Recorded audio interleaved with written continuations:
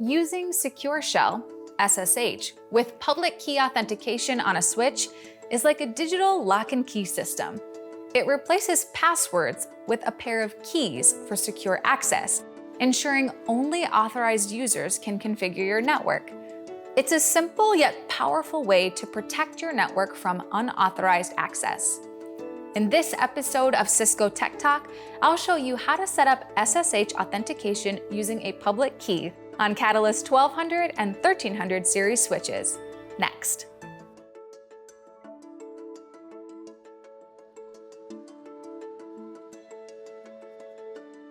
To begin, navigate to the switch's web user interface, UI, and access the Advanced Display mode.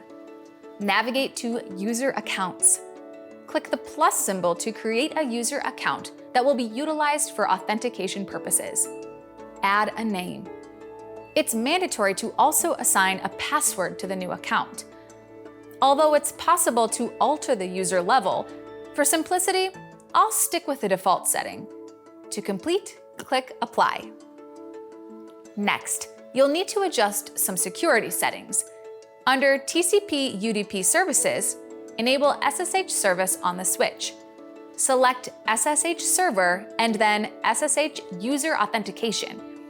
Enable SSH session logging and SSH user authentication by public key. Set the system to allow automatic login using the public key, and once again, click Apply to confirm these changes. The next task is to generate a key pair, which includes both a public and a private key to facilitate the authentication process. For this purpose, an SSH client is required. I'll use TerraTerm. Within TerraTerm, I'll go to the Setup menu and select Key Generator. I'll leave the key length at its default setting, though it can be increased for enhanced security. After clicking Generate, the key pair is created. The SSH client provides options to set a passphrase and add comments to the key pair for additional security. In this example, I will leave them blank. Save both the private and public keys to the computer. When saving the private key without a passphrase, a warning is displayed. Acknowledge and proceed with the save operation. Following that, save the public key.